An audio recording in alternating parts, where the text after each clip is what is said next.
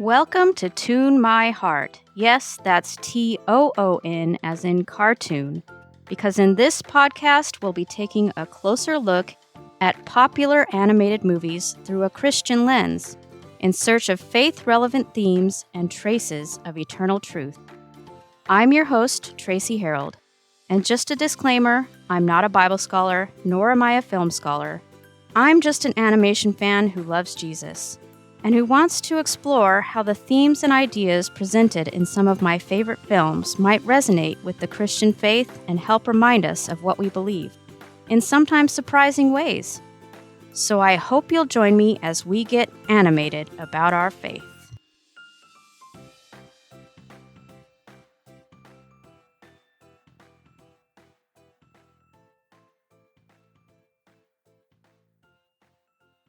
Hey there, and welcome to another episode of Toon My Heart. Proverbs chapter 30, verses 29 through 31 tells us, "There are 3 things which go well, indeed 4 are comely in going. A lion which is strongest among beasts and does not turn away for any. A strutting rooster, a male goat also, and a king, against whom there is no rising up." Today, we'll be talking about what is surely the comeliest Disney animated movie of all, because while it lacks a rooster and a male goat, it does have a lion and a king. That's right, it's the Lion King. And just to be clear, I hate that we have to specify this, but we are talking about the original animated Lion King from 1994, not the 2017 quote-unquote live-action remake. Now, this feels like a particularly fitting movie to cover in a podcast where we're looking for connections between animated films and Christian faith, because lions are one of the animals mentioned most in the Bible, both literally and symbolically. Most sources that I found seem to agree it's around 150 mentions, or maybe even a little more. Most famous, probably, is the story of Daniel in the lion's den that we all learned back in Sunday school. There's also the stories of Samson killing a lion with his bare hands and David defending his sheep from one. Symbolically, lions, which did live in Israel in ancient times, specifically the Asiatic lion, were used as a symbol of strength and power in the Bible. In Revelation 5:5, Jesus is referred to as the Lion of the tribe of Judah. Don't you just love how our Savior is both the lion and the lamb, both gentle and mighty? But lions were used as a symbol of danger as well.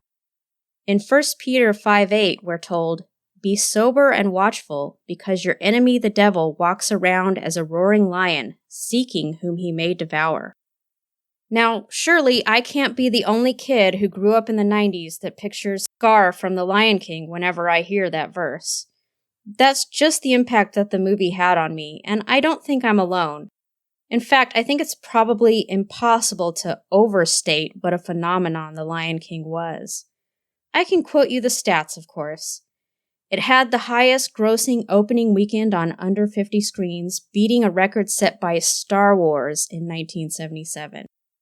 With a worldwide gross of $763.5 million, it became the highest grossing film of 1994. And at that time, it was the second highest grossing film of all time behind Jurassic Park. It was the highest grossing animated film until Finding Nemo came along. And it's still the highest grossing traditionally animated film of all time. And the best-selling film on home video, with more than 55 million copies sold. It also inspired Julie Taymor's critically acclaimed Broadway adaptation, which just celebrated its 25th anniversary on Broadway last year. That's right, the play is still running today, and it is the highest grossing Broadway musical ever. The movie also spawned not 1, but 2 direct-to-video sequels, and they happen to be 2 of the better ones among the many that Disney pumped out back in those times, as well as 2 television series. But impressive as all of that is, I'm not sure any of those facts quite manages to capture just what it was actually like back in 1994 when The Lion King came roaring onto the scene, if you'll forgive the pun. Maybe it's partly me looking through nostalgia goggles, although those facts that I just stated seem to back my memories up that this movie was just huge, especially if you were a kid. The film just became a part of the cultural language of our generation. It seems like there was, and is still, no one who didn't know what Hakuna Matata meant or couldn't recite every joke from the movie from memory. And the merchandising of the film, in particular, was a level that I don't remember there being with any previous Disney movie. Although maybe it's just that I was at an age where I noticed more because I actually had some of my own money to spend on things. I owned at least a couple of Lion King t-shirts. I bought not only the soundtrack, but also the sequel to the soundtrack, which was called Rhythm of the Pride Lands, which featured songs inspired by the movie, some of which would go on to be used in the Broadway play and in the sequels. And for my sister and I, no trip to Walmart was complete without spending our allowance on at least one new pack of the Lion King trading cards put out by Skybox. I can still recall the anticipation of opening those little foil packets to see what we got. I consider The Lion King to be the peak of the Disney Renaissance. And that's not to say that the movies that came after it were bad, but just that it reached a height in popularity, not to mention box office, that no traditionally animated film afterwards could ever quite match. And the fact that Toy Story came out the next year and began the paradigm shift toward 3D animation probably had something to do with it. In some ways, The Lion King just came out at the very right time. But I also think it is truly deserving of the love it got and still gets from audiences. What makes the incredible success of The Lion King even more astounding is the fact that no one at Disney seemed to expect it, at least not early on. In Pride of the Lion King, which is a short documentary you can find in the extras section for the movie on Disney+, directors Roger Allers and Rob Minkoff, who made their directorial debuts on this film, confessed that they were terrified that they weren't going to live up to the success of the Disney Renaissance movies that came before. They and producer Don Hahn also talk about having to beg artists to work on The Lion King, or King of the Jungle as it was known early on, because given a choice between it and Pocahontas, most of the more experienced animators gravitated toward the latter. The Lion King was considered the B movie, and many of those who stayed on it were younger and less experienced. But that also meant that they had something to prove, and were genuinely passionate about the project, all of which shows in the final product, which is just absolutely gorgeous to look at. Of course, The Lion King isn't just a pleasure for the eyes, but for the ears as well. You have lyrics by Tim Rice, of course, who had also worked on Aladdin. Fun fact, Rice originally suggested ABBA as his collaborators to compose the songs, but they eventually declined, so we ended up with Sir Elton John instead. And as much as I do love me some ABBA, I think it turned out for the best. Every single song they wrote for this movie is simply iconic. It's really hard to choose a favorite. Then, of course, you have the score composed by Hans Zimmer, who had the great wisdom to collaborate with South African composer Lebo M to add the traditional African music and choir elements that make the sound of this film so unique. One of the big reasons that The Lion King ended up being so successful, I think, is because they used the full opening number, The Circle of Life, as the film's trailer, showing it in theaters for months before the movie came out. And the power of that song and the animation accompanying it really amped up everyone's anticipation. Now, I feel like I would be remiss if I didn't mention that, as popular as The Lion King was and still is, it's not without its controversies. The biggest and most enduring of which is the accusation that certain elements and characters may have been inspired by a 1960s Japanese anime series, Jungle Emperor, or as it was known in the US, Kimba the White Lion. This series was created by Osamu Tezuka, and fans of his were understandably upset with the idea that ideas of his might have been used without Disney giving him any credit. For those who aren't familiar, there's a Huffington Post article that gives a pretty good overview of the whole controversy, and I'll link to that in the show notes. For myself, I can see the similarities that people point out, and I wouldn't be surprised to learn that perhaps Kimba did inspire the writers or animators, maybe even unconsciously, but I can also see how the similarities could be coincidental. especially given that both Kimba and The Lion King were inspired by Bambi, as the Huffington Post article points out. And of course, both are set in Africa, so having similar settings and types of animals as characters makes sense. And despite the surface similarities, they are two very different stories, as even Tezuka Productions has pointed out. At the end of the day, only those who made The Lion King know for sure, and they have said repeatedly that they were not influenced by Kimba. In any case, author Roland Keltz records in his book Japan America How Japanese Culture Has Invaded the U.S., that Yoshihiro Shimizu, who worked alongside Tezuka and is now a director at Tezuka Productions, stated, "If Tezuka were alive when The Lion King was released, and if he knew about even the rumor that Disney might have copied elements of his work, he would have been proud."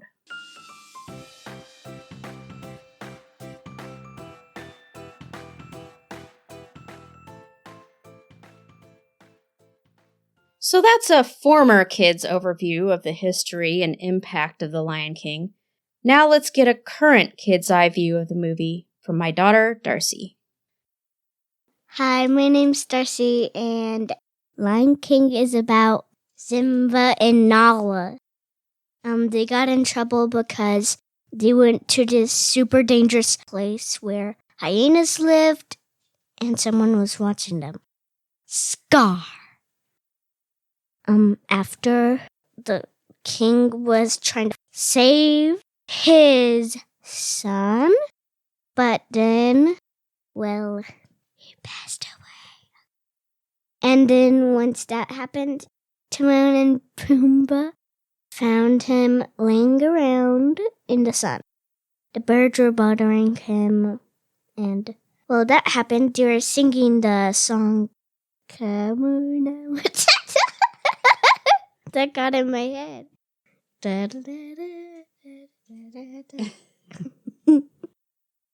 After that, for a while, he growed up, teenager, and then king. They never knew who was going to be a king, but Nala showed up somehow, and then they were just walking around. Then Nala got kind of frustrated because Simba wouldn't be the king, but then he changed his mind since the monkey guy showed up. And then, after that, he came back, and then Scar got eaten up by hyenas. And then the end. Thank you very much, Darcy. Yeah, no problems. No. You mean no worries? Don't wear it. For the rest of your days.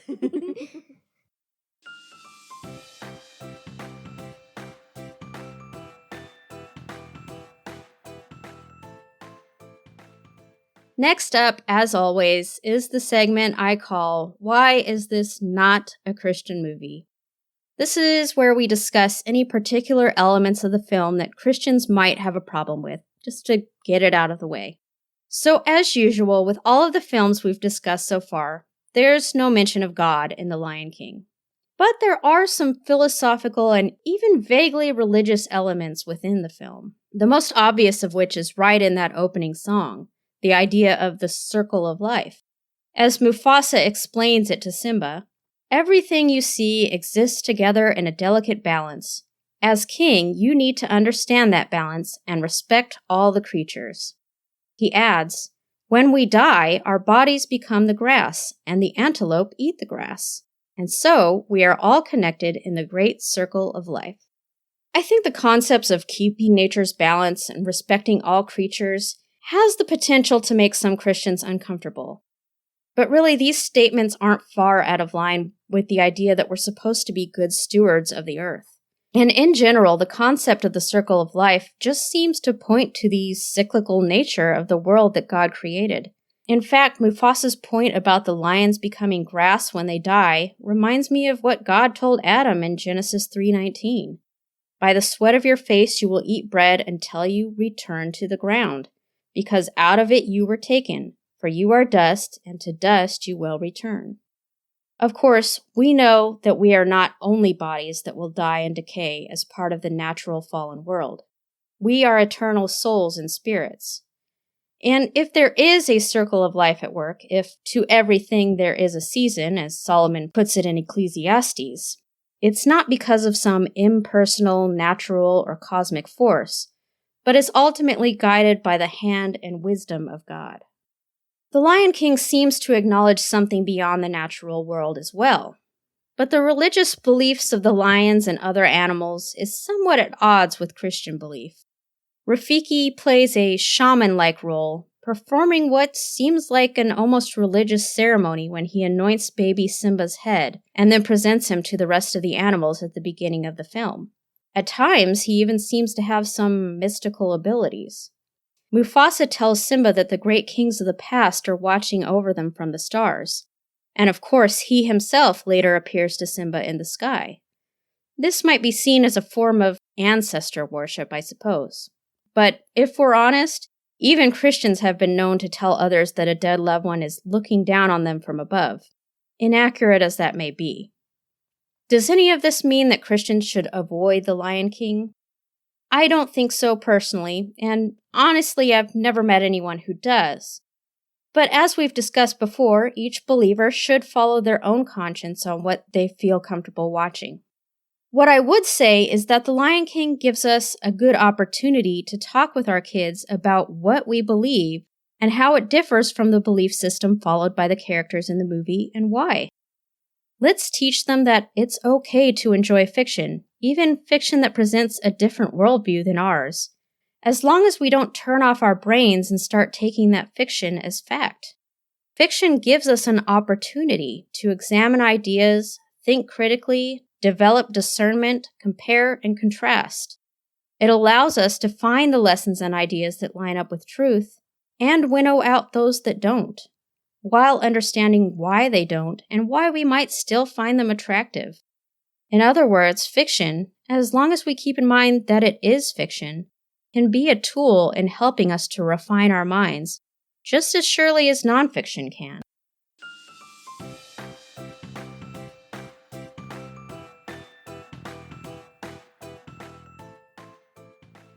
Next up is the part of the podcast where I choose a theme Bible verse, or at least that's what I normally do here. But with this particular episode, instead of trying to pick just a single verse, I want to look at a story from the Bible instead. Interestingly, as I was researching for this episode, I found that the makers of The Lion King compared it to some famous biblical stories as well. I had heard many times before that The Lion King took inspiration from Bambi and Hamlet, but in a little book called The Journey that was part of the Lion King Special Edition DVD collector's gift set, it's actually stated that as the story of The Lion King developed, those working on it also felt that, quote, there was a connection with other primal stories that have endured for centuries, like the stories of Joseph and Moses from the Old Testament. Producer Don Hahn even writes in the same book, I remember calling my sister and telling her I was working on a film, sort of Moses and Joseph meet Elton John and Hamlet in Africa. I can certainly see the parallels between The Lion King and the stories of both Joseph and Moses. Joseph is the favored son of his father Jacob, as Simba is of Mufasa, sent to a faraway land against his will by the actions of a jealous relative. A famine forces Joseph's brothers to venture far from home, and there they rediscover their brother, who will end up saving their family. Likewise, a scarcity of food in the Pride Lands forces Nala to journey into the jungle, where she finds Simba alive and eventually convinces him to save his pride. The parallels are even stronger when we look at the story of Moses, I think. Moses, raised among royalty, flees into exile when he is accused of a murder, just as Simba does.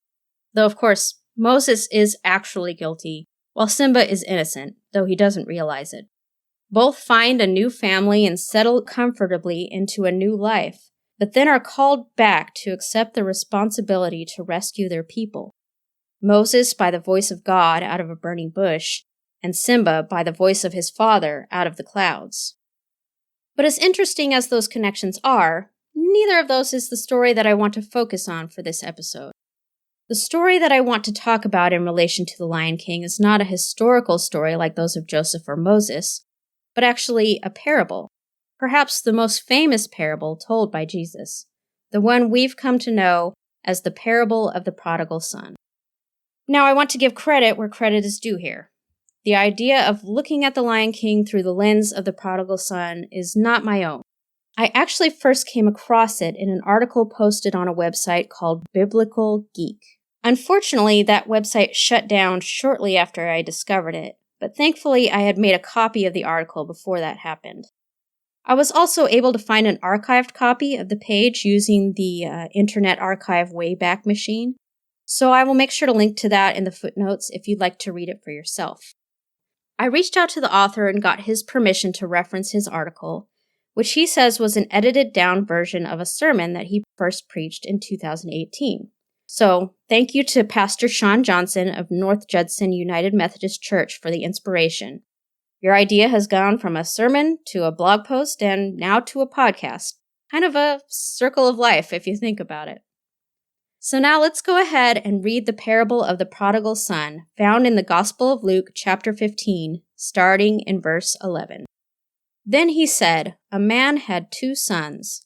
The younger of them said to his father, 'Father, give me my share of the property that falls to me.' So he divided his estate between them. Not many days later, the younger son gathered everything together and journeyed to a distant country, and there squandered his possessions in prodigal living. When he had spent everything, there came a severe famine in that country, and he began to be in want. So he went and hired himself to a citizen of that country, who sent him into his fields to feed swine. He would gladly have filled his stomach with the husks that the swine were eating, but no one gave him any. When he came to himself, he said, 'How many of my father's hired servants have an abundance of bread, and here I am perishing with hunger? I will arise and go to my father, and I will say to him, Father, I have sinned against heaven and before you. I am no longer worthy to be called your son. Make me like one of your hired servants.' So he arose and came to his father. But while he was yet far away, his father saw him and was moved with compassion, and ran and embraced his neck and kissed him. The son said to him, 'Father, I have sinned against heaven and before you. I am no longer worthy to be called your son.' But the father said to his servants, 'Bring out the best robe and put it on him, and put a ring on his hand and shoes on his feet. Bring here the fattened calf and kill it, and let us eat and be merry.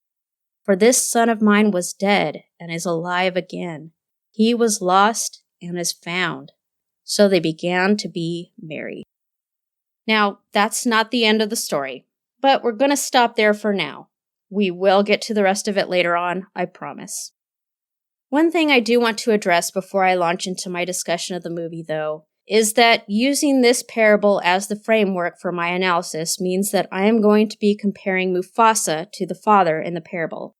And since the father represents God, that means I will be comparing Mufasa to God. This seems like a good time to say that any time I make a comparison between a movie character and God or Christ in this podcast, it is never my intention to be irreverent or disrespectful by doing so. And it's also not my intention to say that any character is a perfect picture or representation of God. That's simply impossible because God is perfect. But there may be aspects of a character that can remind us of aspects of God, even imperfectly. Jesus understood this as he frequently used parables like the one we just read, telling his audience about fictional but familiar characters to help them understand aspects of God's character. Stories about people his audience could relate to from their everyday lives, fathers, shepherds, rulers, judges, help to illustrate that God is the perfectly loving Father, the good shepherd, the righteous ruler, the just judge, and so on. Now, I'm not trying to put these secular movies on the same level as Christ's parables either, of course. But I still think that if we look at them through the lens of our faith, we can find comparisons within them that help to remind us of aspects of God's character as well. So we can look at Mufasa, who is a good father and king, as a reminder that we have a more perfect Father and serve the one true King.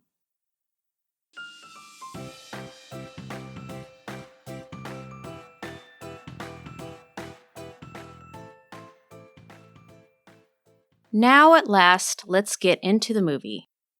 After the opening Circle of Life scene in which baby Simba is presented to his future subjects, we move forward in time and see him now as an adolescent beginning to learn what his place in the world is.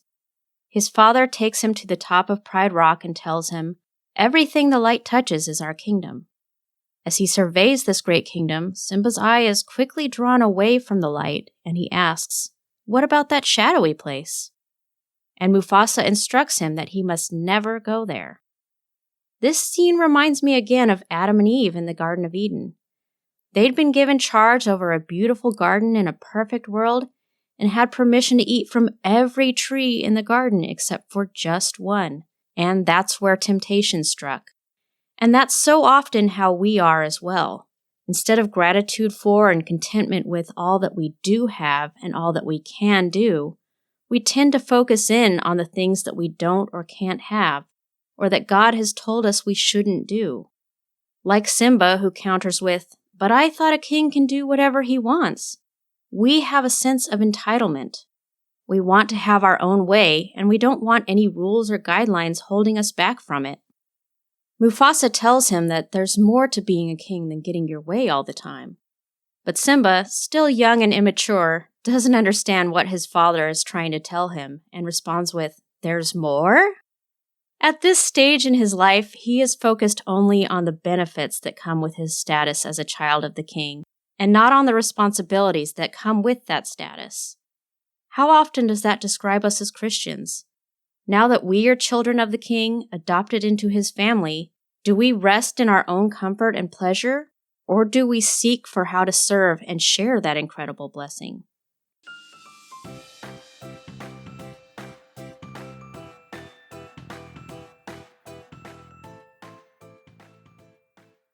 As Disney parents go, I think Mufasa and Sarabi are probably some of the best, but they're still not perfect. None of us are, of course. Their biggest fault is that they allow Simba to spend time alone with his Uncle Scar unsupervised. In the previous episode, I talked about the pitfalls of being too overprotective of our children, of keeping them metaphorically locked up in a tower. But there's a danger in swinging the pendulum too far in the other direction and not being protective enough as well. Mufasa knows that his brother is resentful of him and of his son, but he never sees Scar as a serious threat until it's too late. I think that no matter how Scar speaks or behaves, Mufasa still sees him as just his harmless little brother, and doesn't believe that he would ever do any real harm. And of course, he turns out to be terribly, terribly wrong about that. This scene also calls to mind another lesson from the previous episode, the importance of community. Isolated from his parents and the rest of his pride, Simba is more vulnerable to temptation and to being misled. His moments alone with Scar are fraught with danger, though he does not realize it. I mentioned 1 Peter 5:8 earlier and how I often picture Scar when I hear or read that verse. "Be sober and watchful, because your enemy the devil walks around as a roaring lion, seeking whom he may devour." Somewhat ironically, Scar actually never roars in this movie, but he does whisper. So it is that, like the serpent drawing Eve's attention to the forbidden fruit in the garden, Scar draws Simba's attention back to the shadowed land that his father told him never to go to. Like the serpent, he deceives Simba into believing that his father is withholding something good from him. Just as the serpent told Eve that if she ate the fruit she would become like God, Scar implies that if Simba goes to the elephant graveyard, he will become like his father. He will be brave. Scar is a tempter, a master manipulator. He knows exactly what breadcrumbs to lay out to get Simba pointed down the wrong path. Let's be clear, though. Scar can tempt, but he does not force Simba to do wrong. Simba is ultimately the one who chooses to disobey his father's instruction. Just as Adam and Eve were responsible for eating the forbidden fruit, and just as we are responsible when we choose to sin. So it is that Simba, in all of his youthful arrogance, heads toward the elephant graveyard with his best friend Nala in tow. And it's on their way that we get Simba's I Want song. Now, if you're not familiar with the term, an I Want song is pretty much exactly what it sounds like. It's a song, usually fairly early in a musical film or play, in which we learn what the main character wants or what they feel is missing from their life. In Beauty and the Beast, for instance, Belle sings, I want adventure in the great wide somewhere. In Tangled, the song When Will My Life Begin gives us insight into Rapunzel's longing to leave her tower and see the floating lights. And in The Lion King, the I Want takes the form of I Just Can't Wait to Be King, a song which again shows Simba's immaturity and provides us with our first connection to the prodigal son story.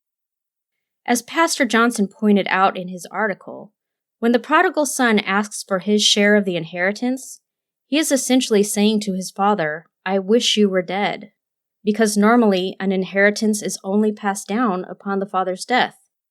Likewise, as Simba is joyfully singing about how he can't wait to be king, he is essentially saying that he can't wait for his father to die, because that is how he will become king. Now, the difference is that while the prodigal son almost certainly understood the implication of his words, Simba doesn't. He's self-centered, as young people tend to be, but he's also naive and clearly doesn't understand what his father actually meant when he talked earlier about the sun setting on his time as king and rising on Simba's. This song is an excellent example of dramatic irony, where the audience understands the full significance and import of a character's words better than the character himself does. The song demonstrates again as well that Simba still thinks being king is all about fun and freedom, all about self, rather than about responsibility to others. What's interesting is that Scar is in some ways a mirror of Simba in this regard, as we find out in what could be said to be his own I Want song, and is, in my opinion, one of the best villain songs of all time, Be Prepared. Maybe that's why he's so good at manipulating Simba. He also doesn't see being king as being primarily about responsibility. He sees it as being about power, about being king, undisputed, respected, saluted, and seen for the wonder I am. Mufasa's attitude toward leadership calls to mind Christ's words in Matthew 20:26. Whoever would be great among you, let him serve you. Scar, on the other hand, doesn't want to serve, but to be served. Simba does too. But whereas Simba's selfish attitude toward kingship can be chalked up to innocent childishness, Scar is an adult driven purely by jealousy and pride. Simba is young and naive, but Scar has no such excuse. And I really believe that if not for Scar's machinations, Simba would have naturally grown out of his self-centered attitude with time. Because as I said earlier, he has pretty great parents. The scene after he and Nala are rescued by Mufasa from the elephant graveyard is probably the best illustration of that fact. As he speaks with Simba alone, Mufasa manages to perfectly balance correction with affection. He makes it clear to his son that he is disappointed and angry, but he also makes it clear that those feelings ultimately stem from his great love for him. He is both stern and caring, and he seeks to understand why Simba did what he did, instead of simply punishing him for it, and then to help Simba understand, in turn, why his motivation, his wanting to prove himself to be brave like his father, was misguided.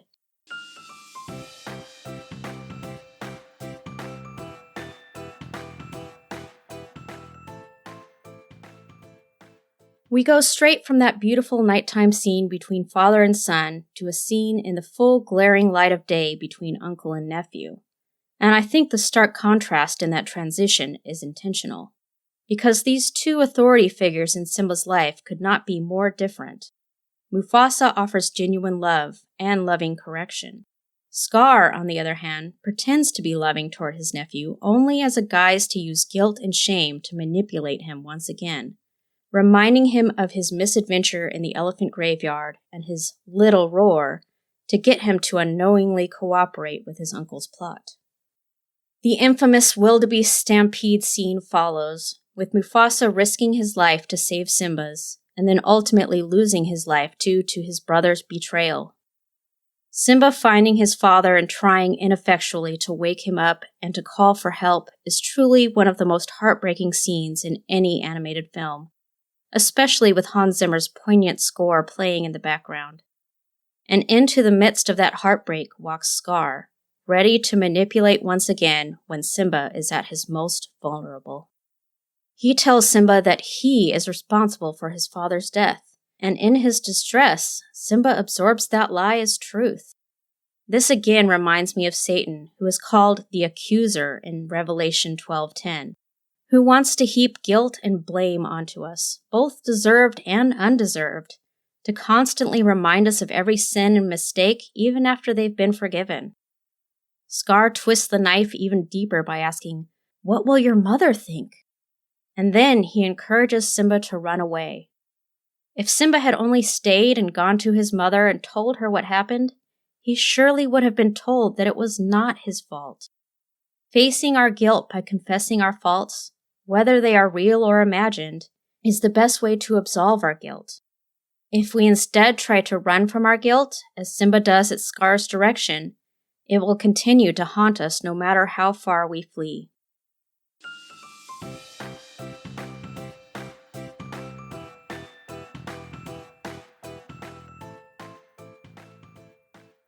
Ironically, Simba has gotten exactly what he thought he wanted. He is now king, or would be if he'd stayed behind in the Pride Lands. Instead, like the prodigal son, he journeys to a distant country, seeking to leave his old life behind. There he is taken in by Timon and Pumbaa and taught to live by their no worries motto, Hakuna Matata. Now, that philosophy might sound pretty good on the surface. After all, Jesus told his followers not to worry, didn't he? But the problem with the Hakuna Matata lifestyle that Timon and Pumbaa advocate is that it's not really just about no worries. As Timon says at one point in the middle of the song, it's also about no rules and no responsibilities. It's not just about not worrying about anything, it's about not caring about anything or anyone. Timon also says, when the world turns its back on you, you turn your back on the world. Clearly, these two characters have been hurt by the world, so they've decided to try to leave the world behind and live only for themselves. Even when they save Simba, it's initially only because they think it will be beneficial to them to have a lion on their side. They also sing that Hakuna Matata is a problem-free philosophy. But problems are a part of life that no one can avoid. What they're really advocating for is ignoring or running away from their problems. And since that's what Simba was already doing, that appeals to him, even if it means switching from a diet of antelope to a diet of grubs. This is one parallel to the prodigal son story that I think is kind of funny. The prodigal son becomes so desperately hungry that he wishes he could eat the pig's food, a detail that surely would have horrified Jesus' Jewish audience when he told it.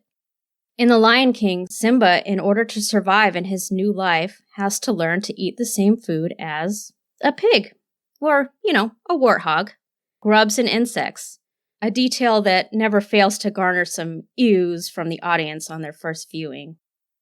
Unlike the prodigal son, however, this is not enough to convince Simba to return to his old life. Instead, he embraces Hakuna Matata, new diet and all. Interestingly enough, his life with Timon and Pumbaa ends up being a lot like what he envisioned being king would be like when he was a naive little cub. A carefree life full of fun, where he gets to do whatever he wants whenever he wants, with no concern for anyone else and no responsibilities. But of course, it's the opposite of what his life as king was supposed to be. And as hard as he tries, he cannot forget who he really is, or the past that he's tried to run from. That fact becomes apparent in the stargazing scene, where he shares with his friends the idea that his father once shared with him, that the great kings of the past are looking down on them from the stars. Unfortunately, his friends only answer this moment of vulnerability with laughter.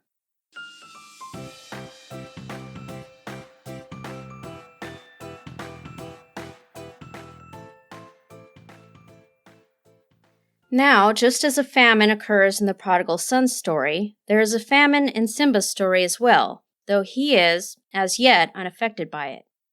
In fact, while he's still living comfortably in the jungle with Timon and Pumbaa, the Pride Lands, under Scar's selfish and irresponsible rule, have turned into a wasteland devoid of food and water. It's a picture that calls to mind Proverbs 29:2. When the righteous are in authority, the people rejoice, but when the wicked rule, the people mourn. Or in this case, the birds mourn, as we open on Zazu singing, "Nobody knows the trouble I've seen." Scar tells him to lighten up, and then becomes further frustrated as even his once loyal hyenas come complaining about the lack of food. Of course, Scar still takes no responsibility for the problems in his kingdom, or for their solutions, simply saying dismissively, "It's the lioness's job to do the hunting."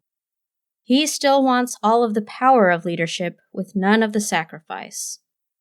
So it is that Nala leaves the Pride Lands in search of food and discovers her old friend Simba, who Scar had proclaimed was lost along with Mufasa, alive and well. She says to him, "It's like you're back from the dead," calling to mind the father's words in the prodigal son story, "For this son of mine was dead and is alive again." But when Nala says, "You're alive, and that means you're the king," Simba balks. He insists not once but twice, "No, I'm not the king," denying his true identity, and essentially denying whose son he is.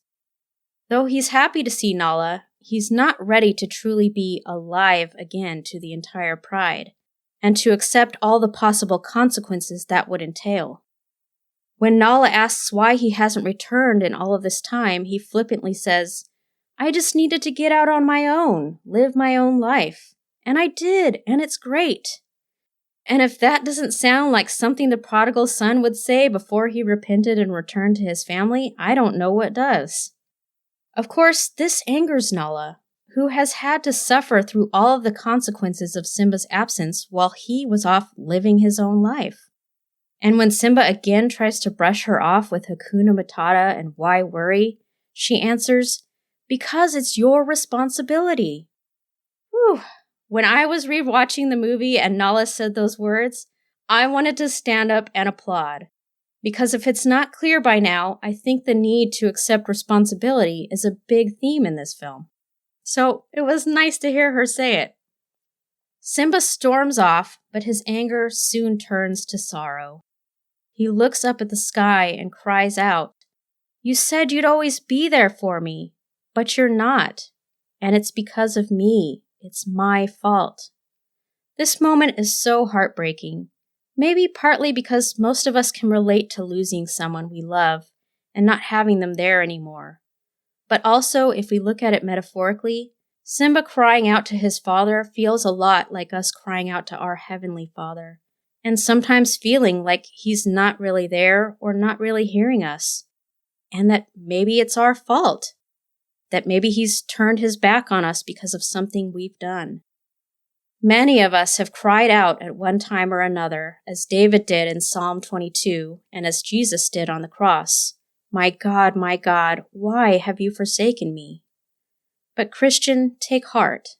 No matter how we feel and no matter what we've done, once we have been adopted into God's family through faith in Christ, nothing can ever truly cause him to forsake us.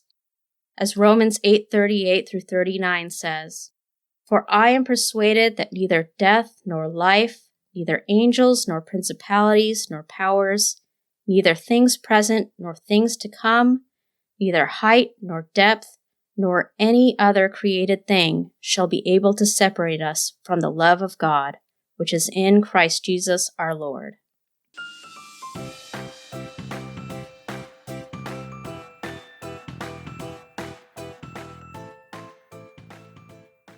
And Simba is soon to learn that his father hasn't forsaken him either. Rafiki tells him that his father is still alive, and then leads him to a pool of water and tells him to look.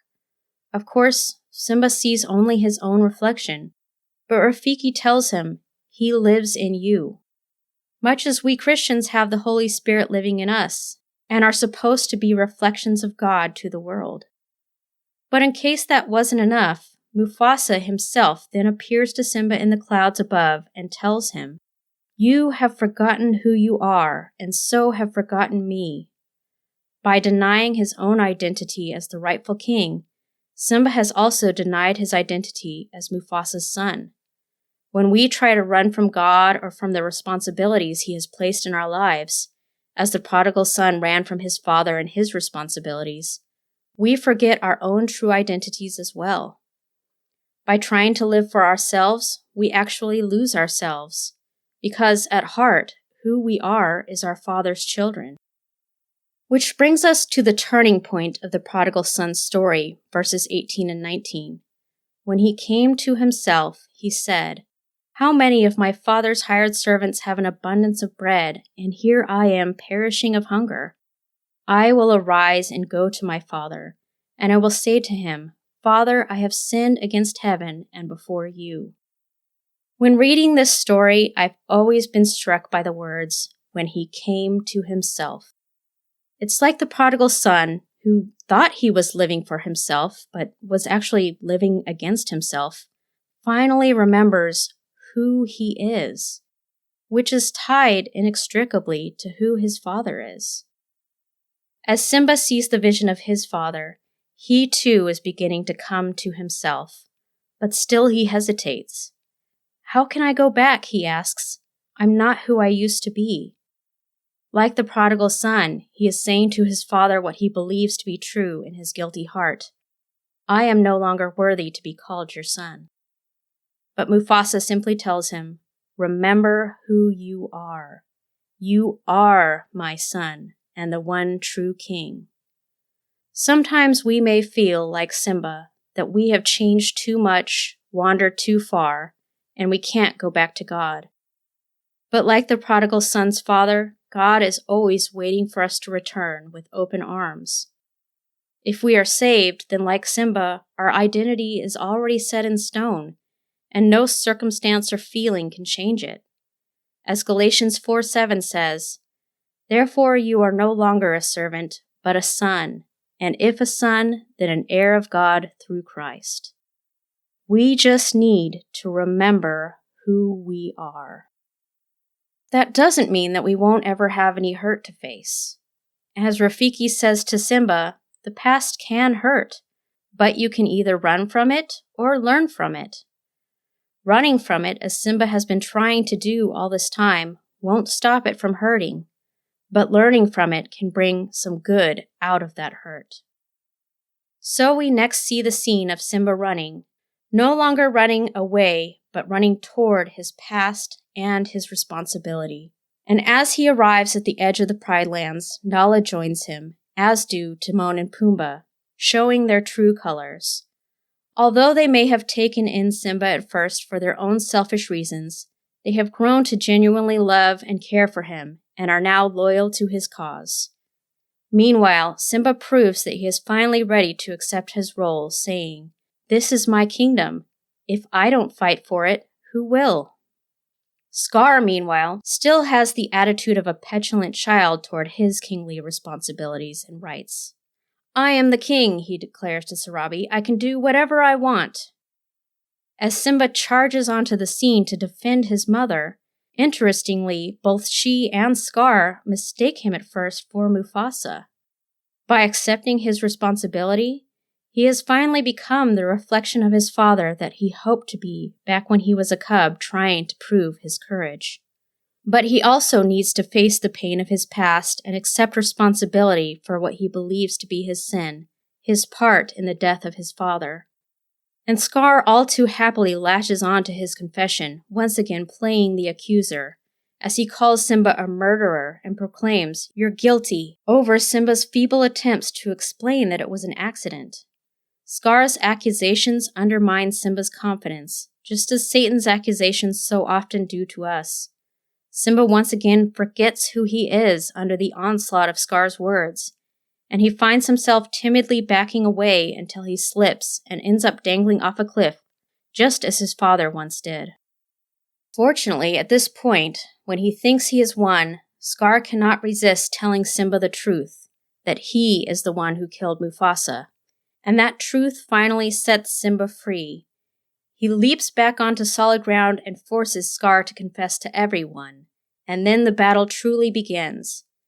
As Scar tries to flee, Simba pursues and corners him, and once again Scar denies personal responsibility for his sins, claiming, "It's the hyenas who are the real enemy. It was their fault. It was their idea." Simba sees through this lie, of course, but he offers Scar mercy, telling him to run away and never return. But Scar shows his true nature once more as he uses this offer of mercy to try to get the upper hand against Simba. He still loses the fight, though, and is sent hurtling down to the ground below. And here he finally reaps the reward for all of his passing the blame, as the hyenas, who just heard him declare them the enemy, are all too happy to become exactly that. So the battle is over, Scar is defeated, and the rains begin to fall, symbolically cleansing the land of his evil influence. Simba slowly ascends Pride Rock. The prodigal son has returned home, and the father welcomes him with one final reminder to remember. And Simba does remember. He has come to himself. With a roar, he claims his rightful place as king, accepting his identity and all of the responsibilities that go along with it.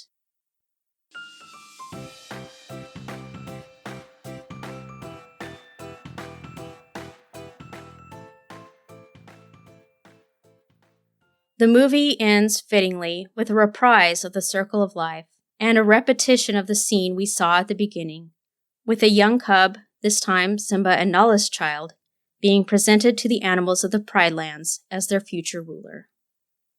But of course, that's not how the story of the prodigal son ends. And to understand why, we need to go back to the beginning of the story. The very first sentence of the story, in fact. A man had 2 sons. You see, the story that we know as the prodigal son isn't actually just the story of one son. It's the story of 2. We've covered the younger son's story, but what about the older son? Let's pick up where we left off before, after the younger son returns home and is accepted back by his father with love and celebration, starting in Luke 15, verse 25. Now his older son was in the field. As he came and drew near the house, he heard music and dancing. So he called one of the servants and asked what this meant. He said to him, "Your brother has come, and your father has killed the fattened calf because he has received him safe and sound." He was angry and would not go in. Therefore his father came out and entreated him. But he answered his father, "Look, these many years have I served you, nor have I ever transgressed your commands. Yet never have you given me a goat so that I might be merry with my friends. But when this son of yours came, who has devoured your living with harlots, you killed the fattened calf for him." He said to him, "Son, you are always with me, and all that I have is yours. But it was fitting to be merry and be glad, for this brother of yours was dead and is alive again. He was lost and is found." To understand why Jesus includes the story of the older son, we need to go back even further in the chapter to verse 1, where we find out what inspired him to tell this parable, along with the parable of the lost sheep and the parable of the lost coin in the first place. Luke 15:1 says, "Now all the tax collectors and sinners drew near to him to hear him. But the Pharisees and scribes murmured, saying, 'This man receives sinners and eats with them.'" The character of the older son was designed to be a reflection of these Pharisees and scribes, who saw themselves as righteous and therefore deserving of God's love and blessings, but could not understand why Jesus would seek to extend God's mercy and grace to undeserving tax collectors and sinners. If we're honest, we can find the older son very relatable as well. In his place, we would probably all feel the same way, which should be a reminder to us of our own need to learn humility. But who plays the role of the older son in The Lion King? After giving it some thought, I think it's Simba. Okay, hear me out. Simba in The Lion King, the movie that we just went over, is definitely more comparable to the younger son. But Simba in The Lion King 2 is more like the older son. If you haven't seen The Lion King 2, I do recommend you check it out. As I said earlier, it's one of the better of the direct-to-video sequels that Disney made. You can tell that some real effort was put into it, and while it doesn't quite match up to the original, it's still worth seeing in my opinion. Unfortunately, I don't have time to do a full overview of The Lion King 2, but the basic premise behind the plot of the movie is that there were some members of the Pride who were actually loyal to Scar. So Simba has banished these lions from the Pride lands and labeled them as outsiders. Which kind of reminds me of the scribes and Pharisees labeling some people sinners, as if we're not all sinners. Or the older son seeing his younger brother not through the same merciful eyes of his father as a beloved one returned from the dead, but rather as one who has devoured his father's living with harlots. In a way, Simba has once again forgotten who he is. Oh, he knows now that he is Mufasa's son and therefore the rightful king, but he has forgotten that he also spent years unfaithful to Mufasa's teachings and had to come back seeking forgiveness and redemption. Instead, he sees himself and the other loyal members of the Pride as righteous, and the outsiders who serve Scar as irredeemable.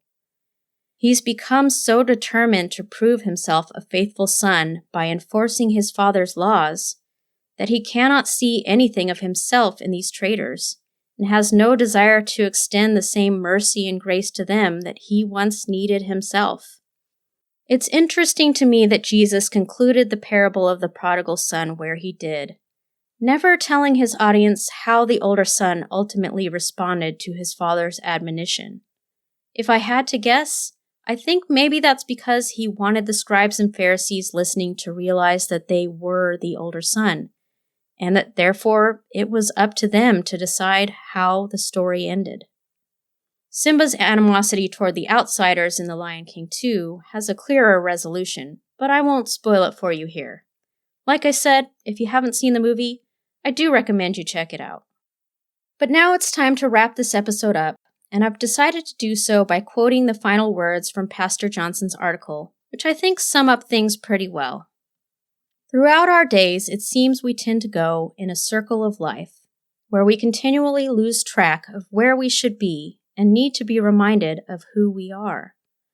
We can be guilty of forgetting that we are children of God, meant to be in relationship with God. There are times when we are like the prodigal son. We are not obedient to God, we turn away from what we know is right, and we do what we know is wrong. We are selfish, prideful, and unfaithful. We might even delude ourselves that what we are doing is not bad or it is even virtuous as we discover ourselves or live in the moment. However, if you remember the times you have been down that windy and wrong road, you know those are empty lies we tell ourselves. Then there are times when we are like the older son. We go through the motions of being obedient to the Father, but it is just that, motions. It is an empty duty full of resentment, not a loving relationship. We are quick to see the slights done against us, and we are long to hold a grudge. We can fall into horrible ways of thinking where we pay lip service to mercy, but we do not seem to actually think much of it. Instead of offering love and forgiveness to those in need, we cross our arms and self-righteously declare, God only helps those who help themselves. We may play the role of the obedient child, but the reality is the fire has cooled and been replaced by far too much bitterness. When we find ourselves on those extremes, we need to return to our center. We need to remember who we are. We are God's children. It does not matter what you have done. It does not matter who you have hated or how bitter you have acted. God still loves you. And if you turn back to God, then God will run to meet you where you are at.